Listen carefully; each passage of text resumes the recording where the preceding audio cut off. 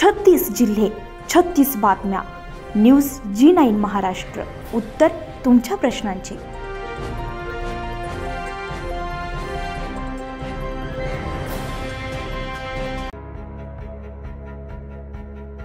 अंजनगाव सुरजी तालुक्यातील निंबारी ग्रामपंचायत 13 लक्ष निधी, मशानभूमी 6 लक्ष निधी तालुक्यामधील विविध कामांचे भूमिपूजन संपन्न झाले.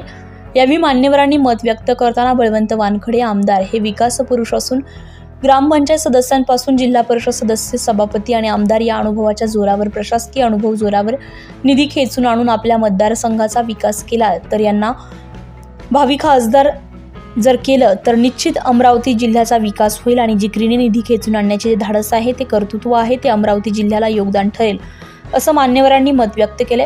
उपस्थित प्रमुख पाहुणे प्रमोद भाऊ दारू, सपनाताई शिंगणे, रमेश सावळे, साहेबराव सदाशिव, सरपंचताई धोटे, उपसरपंच भीमराव भाऊ खंडारे, काँग्रेड मनोज सुधीर, ग्रामपंचायत सदस्य, गावातील नागरिक मोठ्या संख्येने उपस्थित होते. कार्यक्रम काय आहे तर यांच्याजवळ असा आर्थिक, सामाजिक हा असा काहीही कार्यक्रम या BJP पाशी नाही आहे. आता त्यात उदाहरण आपण सांगू.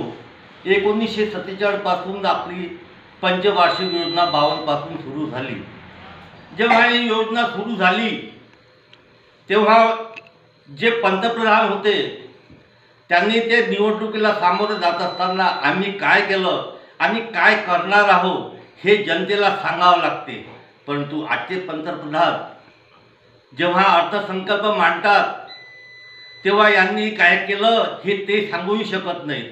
यांनी काहीच केलं नाही, त्यामुळे हे काही सांगू शकत नाहीत.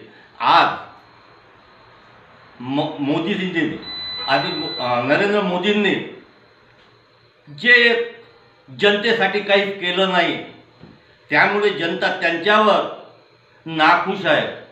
आता दिलेला अर्थसंकल्प, या अर्थसंकल्पामध्ये शेतीमध्ये काही तरी हे 1500लाही कमी आहे. 1500लाही ते लाईव्ह आणू शकतात एवढी तुमच्यात शक्ती आहे. आणि ग्रामपंचायतचे सरपंच, ग्रामपंचायतची वाडी इथं उपस्थित आहे. काय भाऊ, लोकसभेच्या निवडणुकीला आतापर्यंत अमरावतीचा शहरातलाच उमेदवार दिला जात होता किंवा अमरावती शहराच्या आजूबाजूला राहणारा मोठा धेंड कोणीतरी उभा राहत होता. आज परिस्थिती अशी आहे की अमरावती मतदारसंघात 6 विधानसभा मतदारसंघ आहेत.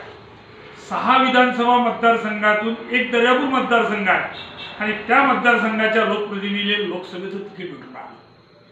याच्यासारखी आनंदाची बाब दर्यापूर मतदारसंघातल्या लोकांना कोणालाच नाही.